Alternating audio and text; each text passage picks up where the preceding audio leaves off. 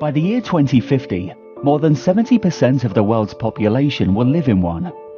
But how will our world cope under the strain of 3 billion more city dwellers?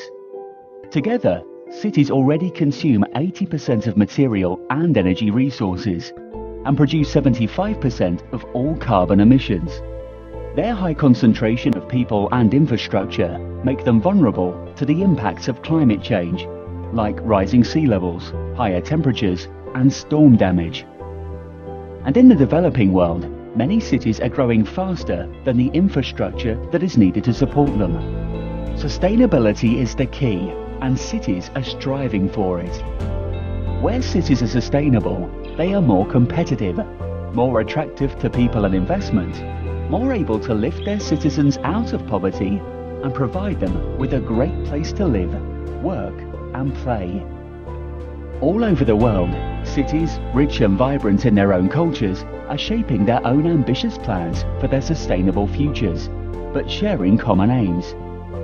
To take real action on climate change, to encourage economic development to the benefit, not the detriment, of the environment, to become more resilient to disasters and a changing climate, to improve the quality of life and well-being of citizens, fostering supportive and inclusive communities in which everyone can thrive, and to take advantage of smart technologies to improve the efficiency of infrastructure and provide citizens with better, more responsive services. But how? To figure it out, we, student of University Technology Petronas, want to carry out a project on sustainable cities and communities in Perak, Tengah. My name is Amir Shah, and I will be explaining a little bit of our group's research topic.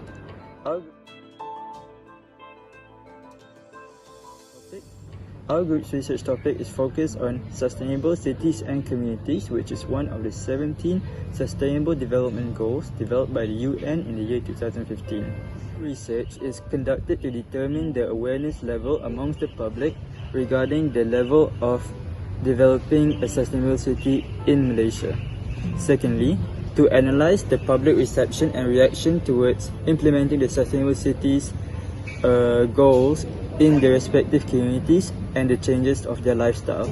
And lastly, to determine what is the actions taken by the government to ensure that this project runs smoothly. My name is Ahmad Anas. I will present about research design and methodology.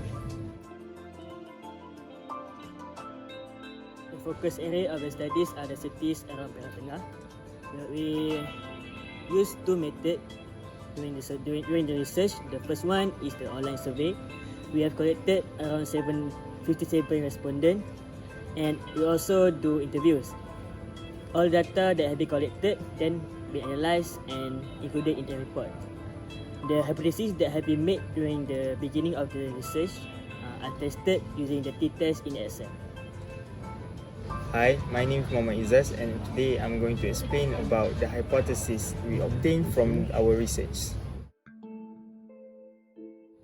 The first null hypothesis is there is no significant difference between the age and the level of awareness. Its alternate hypothesis is adults are more concerned about sustainable cities and communities. Since the p-value is less than the alpha value, we can reject the null hypothesis and conclude that adults are more concerned about sustainable cities and communities. The second null hypothesis is there is no significant difference between the level of education and their lifestyle. Its alternate hypothesis is there is a significant difference between the level of education and their lifestyle. Since the p-value is more than the alpha value, we fail to reject the null hypothesis and conclude that there is no significant difference between the level of education and their lifestyle. Assalamualaikum warahmatullahi wabarakatuh. My name is Muhammad Ari Azmani, and I want to explain about the results of our survey. The majority of our respondent is among the youth, and also the majority of the respondent is female.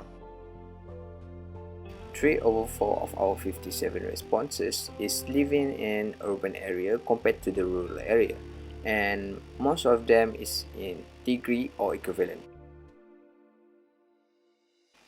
3/4 of our respondents knew about sustainable cities and communities, and they knew about this thing mostly via internet and social media.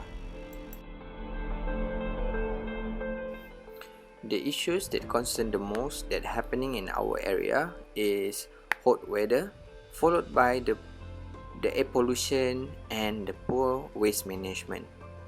So only 3/5 the rating that given by the respondent for the public transportation in Malaysia. The adult among our respondents are most aware regarding the sustainable cities and communities compared to the youth, and the degree or equivalent is less likely to support towards eco-friendly lifestyles compared to the others. Sustainable cities and communities. So what is it all about? So I think I would like to break it down to 6 points. First being like every person has decent housing. Second being development of sustainable cities and rural settlements. Third, protect vulnerable communities from disasters.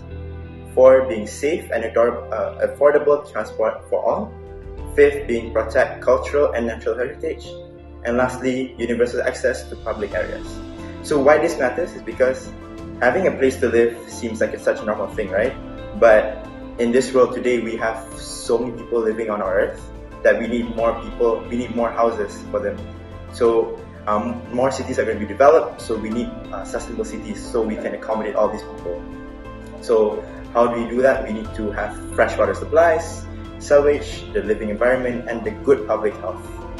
So maybe what we can do is actually we can arrange cleanups, we can actually promote and support our local museums and natural heritage, and also probably take care of our public spaces. So, really forward. From what I can see in Perak Tengah, there is not much of SDG element number 13, which is sustainable cities and communities being implemented in this area. Because from what I can feel, because I have been living here for 2 to 3 years, there is not much of public transportation that is very efficient to tackle the needs of the communities, and also there's a lot of waste that can be seen. So I would say this area, Perak Tengah especially, have a very weak waste management implementation system. And apart from that, what I think the authorities should be doing, or not just authorities actually, it is everybody's job to do their best in supporting these sustainable development goals. First of all, I think the authorities should provide more opportunities to the local to grow up their business in a way that is less impactful and harmful to the environment. Because SDG itself, one of the main pillars is we have to conserve the environment. So from whatever our activities are, they shouldn't be impactful and harmful to the land and resources that we have. Apart from that, in order to achieve this, it is very important to educate all people. Hi, my name is Hafizi, and I'm going to present about the conclusion for this research. Developing a sustainable city has been a challenge in Malaysia, especially since the increasing levels of carbon dioxide emissions from the rapid industrial growth. From our survey, we have concluded that the internet plays a significant role in educating the citizens.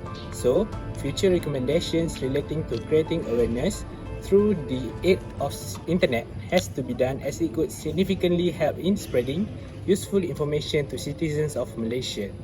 We have also concluded that the citizens of Malaysia are still in the beginning of practicing public transport. So, the government should encourage and provide a large sum of incentives in order to produce a more efficient and sustainable public transport.